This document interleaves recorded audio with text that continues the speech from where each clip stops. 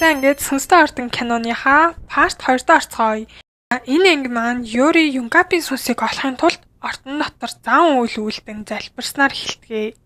Үүний зэрэгцээ 8 тохоо сүнсэнд эзэмзүүлсэн угсаа залгамжлах ханхуу харин Юнгапийн сүнсийг бөөлжин гаргаж Юнгапийн сүнс ордон дотор гүйдэг. Юри 8 тохоо сүнс ордон байгаа бөгөөд түүний хаана байгааг заасан живсэн сүнсийг эргэн санана. Ингээд тэр жинхэнэ Юнгапийн сүнс гүйж байгааг олж харнаа. Гинэт 8 тохоо сүнс гарч ирнэ.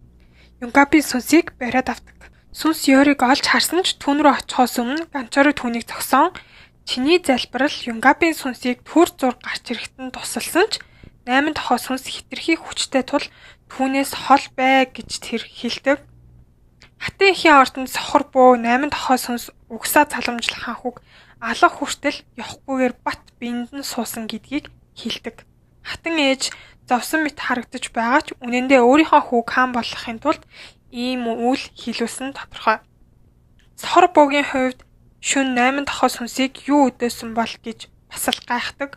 Ингээд үзэгдэл шилжихэд Юри Ганчориг 8 тохоо сүнсийг мэддэг гэдгийг мэдээд түүнийг өөрөөсөө нуусан гэж уурлана. Тэрээр Юнгапч үүнийг мэдэж байгаа бөгөөд түүнийг ордонд авчирсан шалтгаан нь шил хийлгэх биш уг сүнсийг чамаар даруулах гэсэн зорилготой бөгөөд чи хуурцаан гэж Юрид хэлдэг. Тэр түүнд итгэхгүй байгаа бөгөөд түүнд уурлан нуруугаа харуулan суудаг. Хатагтай юм болох Юнгапийн ээж нь тэднийг хосууд муудалцаж байгаа юм шиг зүйл болж байна гэж бодоод хөвчлөлтэй байдаг. Загвар байхын тулд Юри Юнгапийн сэлэмдүүлэхдээ цус болсон хувцас угаахаар үзэж байхдаа нэгэн бугуйчийг олдог. Баг байхдаа ханяан руу явах гэж байхад нь Юри Юнгапт урт наслах уяатай таваар сүлдсэн бугуйчийг өгчээ. Хариуд нь тэр түүний төлөө буцаж ирнэ гэж амладаг. Одоогийн байдлаар тэр бугуйч нь үйлчлээгүүд харамсан уйлж байдаг. Харин Ганчори үүнийг буруугаар ойлгоод Юнгапийн өгсөн хувь заяаг хүлээн зөвшөөрч дахиж сүнсний араас явахгүй гэж бодноо.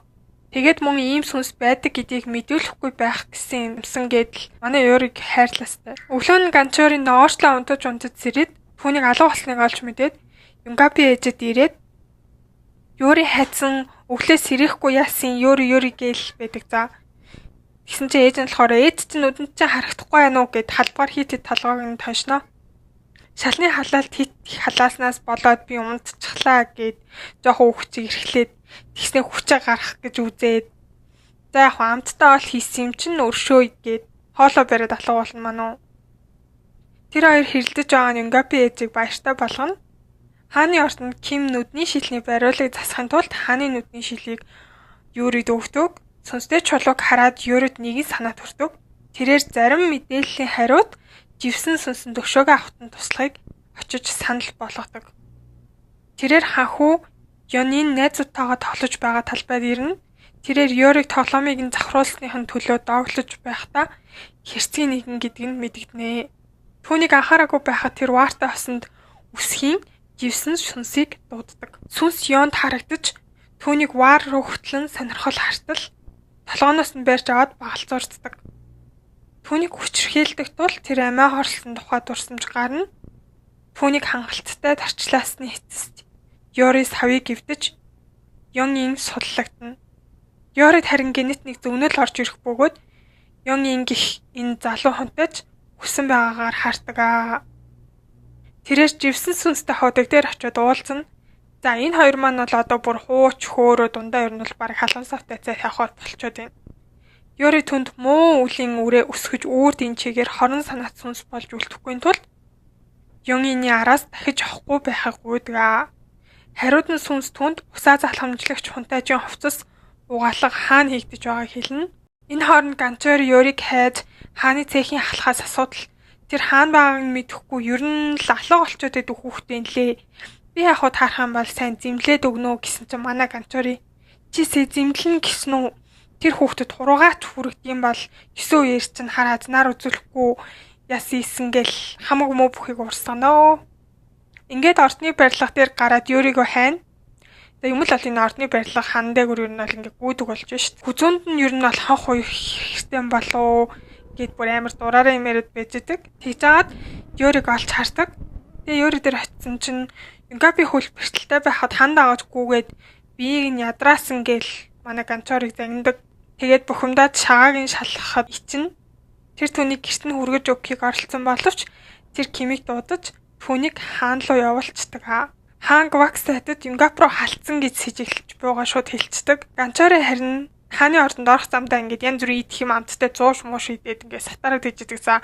Цаана хаан ингээд орж ирэх нь хүлээгээл байгаа шүү дээ. Тэгээ ер нь бол манай энэ Ким гээд тайган баг энэ Юнгапийн энэ өөрчлөлтөөс болоод баг галзуурах ухуу.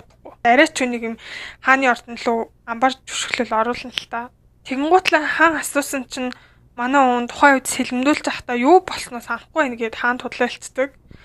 Ой санамжаа алдсан ч тэрээр боолчлын тогтолцоог халах төлөвлөгөөний талаар Ганчороогоос санал асуудна.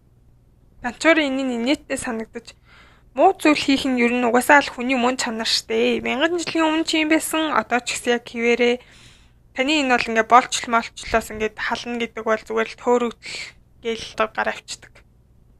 Ганчоро мөн 8 дахь сүнс хаанаас үүсээгүй бөгөөд түүнээс өмнө байсан гэдгийг тэр үед ажиглаад гарч ирдэг. Гэвч тэр 8 дахь сүнс яагаад хааныг алгасч хүүг нь эзэмцнийг яаж юм аюулгүй байгаад байгааг нь гайхдаг. Өөрний газар сохор бөө 8 дахь сүнс бол тэнгэр газрын дайчин бурхан гэдгийг хэлнэ. 13 жилийн өмнө хангалттай хүчтэй хин нэгэн Юнгапийн сүнсийг төр зур гаргасан Юри шиг түүнийг нэг удаа дарж чадсан байдаг. За ингээд нөгөө талд болохоор Юри маань усаа залгамжлагч фантазийн хувцсыг аваад ойроо явж 8 дахь сүнсэнд өгөөш бэлтгэхээр зэгтэг. Түүнийг хамгаалахын тулд хааны хий үзэгдэлтэй чулуун линзийг ашигладаг. Тайган Ким Юри линз сулгаалж байгаад сандарч байгааг бид сонсно. Тэр ямар нэг зүйл болсныг мэдээд хануур хорхоо шиг түүнтэй зууралтахаар шийднэ. Гинт хонх сонсогддог. Хүн бүрийг түлхэж Ганчори болон ханхууч мөн адил тэр хонхны сонсогдох зүг гүйдэг. Усаа залгамжлагч хунтаж Юригийн өмнө гарч ирэн тэрээр түүнд үйлчлэхийг хүсэж байгаагаа мэдэгдэнэ. Гэсэн хэдиж тэрээр түүний төлөвлөгөөг биелүүлж түүнийг алахыг оролддог. Ганчорыг гарч ирсэн ч харамсалтай нь хааж бас гарч ирэв. Ганчори усаа залгамжлах ханхуугт зандлахилж байхад Юри 8 дахь сүнсийг хөөн зайлуулж байна. Энийг нь харсан хаан аргагүй ихэнд тайван зогсож харахаар болдог. Хамаалагч харин түүн рүү харавсан ч Ганчори сумаа ав. Яг тэр үед сохор буу ямар нэгэн өөрчлөлтийг мэдэрнэ. Сүнс усаа залгамжлах ханхууг орхиж хамаалтын хил тасарсан байдаг. Ингээд 3 дугаар ангийн төгсгөлд Ганчори руу дайрах хааныг 8 дахь сүнс биед нь ордог. Ганчори аян цахилгаанаар хаан руу дайрахад сохор бөөгийн бие мөн давхар өвддөг. Сохор бөө ер нь бол яг энэ 8 дахь сүнсийг бас хүчрхэгжүүлээд үйлчлэлсэн юм шиг санагдаад байна. Ингээд Юри бөөгийн эртээ нэгдэж сүнсийг алга болгодог. Хаан чөлөөлөгдөж бороо орж эхэлнэ. Хаан өөрийн биедээ байгаагүй тул юу болсон талаар хагас суух санаад мөн ер нь бол зочирцсан байна. Юри болон шархацсан Ганчори хоёрыг бол хорьсон байдаг. Түүний сумны шарх нь маш их өвддөг. Юри хитрхи ойртож зүрх нь хүчтэй цохилж байгаа нь Ганчорыг гайхшруулна. Тэр хүмүүс зүгээр л сул зүрхтэй гэдэгт итгэдэг бөгөөд түүнийг түлхдэг. За ингээд хэдүүлээ сүнсний онцлог руугаа буцаж очиход Юри сүнсний бай болсон тул Ганчорын нийслэлийг ерөнхийдөө орхихыг хүснэ. Гэвч түүний дэргэд байсан цорын ганц хүн болох Юнгапыг аврах шаардлагатай тул тэр явхаас татгалцнаа. Хаан түүнийг Юнгап биш гэдэгт итгэлтэй байгаа Ганчорыг дайран орж ирээд нүүр тулна. Ингээд тоглоомоос залхсан Ганчори түнд Кавак бол Юнгапыг бол алсан. Тэгээд мөн 8 дахь сүнсний талаар ерөнхийдөө ярьцдаг. Юри болон хатан хаан мөн түүний хүү ханхуу энэ бүгд яг баталгаа өгдөг. Хааны үед Юрпсийн хүчин зүйл нь маш их анхаарал татнаа. За ингээд Юри Ганчори хоёр маань суллагтаа явж исэн ч гэсэн манай Ганчори маань угаасаа тийм луу өвдөлттэй юм болохоор ус хэрэгтэй байна гэдэг. Гэхдээ тэр нь уух ус биш. Өөрөө гэдгийн тулд усанд сууж Юри тэн рүү ширтэж байгааг хараад барихад хоёулаа сандарч байв. Тэднийг явахаар болох үед Юри гинтл Ганчоригийн үйлчлэгч болъё би таныг бурхнаа гэж танд үйлчил зүтгэе гэж хэлдэг. Энэ нь болохоор 8 дахь сүнсийг устгаж Юнгапыг аврахын тулд түүний тусламжийг хүсч хоорондоо сайн баг болноо хоёулаа хүчээ нэгтгэе гэж хэлсэн утгатай л үйлчлэгч болох гэдэг юм билээ. Тэгсэн чинь Ганчори өөрийг нь хуурах гэсэн нэг муу хүнээс бол сүнсөө өгч бод нуурлаад Юнгап шиг залмихтэй хүний төлөө түнд үйлчлэхгүй гэж тангархалдаг. 3 хоногийн дараа хаан хүсаа заламжлах унтааж Гавангийн багш Кимтэй хийсэн хичээл үзэж байгааг бид харж байна. Хатан ээжийн хувьд сүнс алга болсонд гайхдаг. Тэрээр эргэн тойронд хүчрхэг амтан байдгийг хэлсэн сохор буйтай нүүр турлана. Тэрээр Гаванг алахын тулд сүнсийг буцааж дуутахыг санал болгодог ч Хатан хаан хааныг үзэн ядаж Юн энийг хаан ширээн цуулахыг хүсэж байгааг бид магалж мэдсэн. Гэхдээ тэр сүнс буцаж ирэхийг төвчж чадахгүй бөгөөд сохор бууд Юн энийг л хамгаалаарай. Өөр илүү дутуу зүйл юу ч бити хийгээрээ одоо болий гэл юу байлдаг. Тэгсэн чинь Юн эний хувцсыг санамсаргүйгээр шатаж буй сохор бууг сандралд оруулна. Гэртээ буцаж ирээд Ёриг ганчорыг чихэр хахуул өгөхийг оролдох зураа хэрэлдэж түүний саналыг хүлээж авахыг ятгав. Тэр чихрээр бараг л татдаг Жинговт өгсөнтэй адил урт наслах уяатай буугавчийг түүнээс шаард. Энэ хооронд хин нэг Юриг тэрс үзэлтнүүдийн яслал үлдсэн гэж мэдээлсэн байна. Бөөм мөрөглийг хууль бус гэж үтсэн тул хаан түүнийг болон ганчорыг баривчлах тушаал гаргахаас өөр аргагүй төхөрнө. Ёрорыг буцаж ирэхэд тэр живсэн сүнстэй зугаалж байдаг. Ганцорын эрдийн хөөрөө хатагтай юунтай бүдүүлэг харцаж ингээд Ёритой бас муудалцснаа. Хамгаалагчид гинэт баривчлах үед тэр түүний шаварлаг гутлыг гайхна. Ёри түүнийг гүтгсэн гэж зүтгэж байгаа ч хаан түүний зөөлөн байдлыг далимдуулан ашигласанд нь гомдно. Тэр түүнд 8 тохоо сүнс эргэн ирэхийг анхааруулсан боловч хууль бол хууль гээд Ёриг болон ганцорыг цөллөгт гаргадаг. Хааны хамгаалагч цогоос хий үзэгдэлтэй чулуун шилийг хаанд ойр байлгахыг хүсэж буйгаа Ёри хэлдэгэ. Ганчорыг гэсэн чинь огтхонд санаа зовхгүй байгаа бөгөөд тэдний цөлөх ёслолыг хийсэн хүн хэн гэдгийг бид мэднэ. За ингээ хэргийн эзэ өөрөө байх цаг бар. Гисэн эдэж Ёри Невтокийн багаж хэрэгслийг хариуцдаг. Сэж Гасеп дээр очихоор шийднэ. Ганчорыг түүний төсвөр хатуужилт игдүүцэж байгаа ч түүнд сүнсний бай болж зэвсэг хэрэгтэй гэдгийг сануулна. Энэ хооронд Ёнгийн живсэн сүнс гарсны улмаас маш их цочирсан байдаг. Хатан ээж түүний гэмт хэргийн талаар мэдээд түүнийг алгадаж үр даврыг нь даван туулж чадахгүй байгаа нь өрдмөр гэж шилдэг. Тэрээр түүнийг буруу нь хотлохоор шийдэж живсэн сүнсний аавыг очиж доддог. За ингээ манай живсэн сүнс энэ үйл явдлуудыг харж байгаа ч гэсэн мэдээж сүнс учраас яг юу ч хийж чаддгүй. Ойд нэгэн бар Ёриг айлгадагч Ганчорын аян цахилгаанаараа түүнийг айлгана.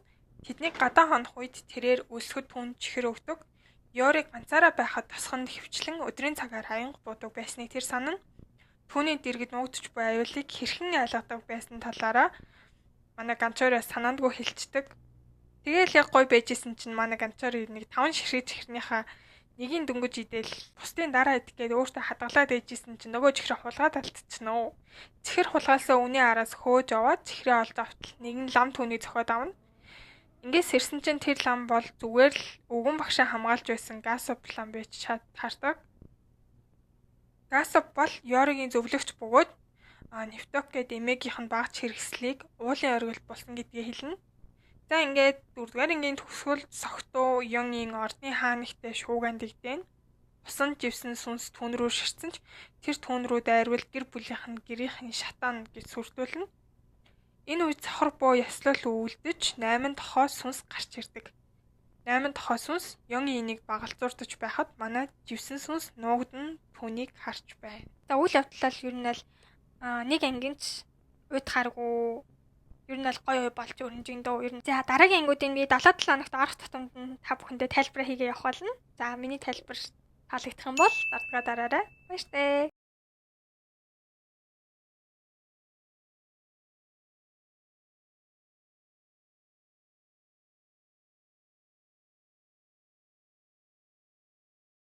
За үйл явдлал ер нь л нэг ангинч уйдхааргүй ер нь л гоё болж өрнжин дөө ер нь л тэгээд энэ болох тийм болох бах гэж төсөөлөгч юм алга санах юм алга.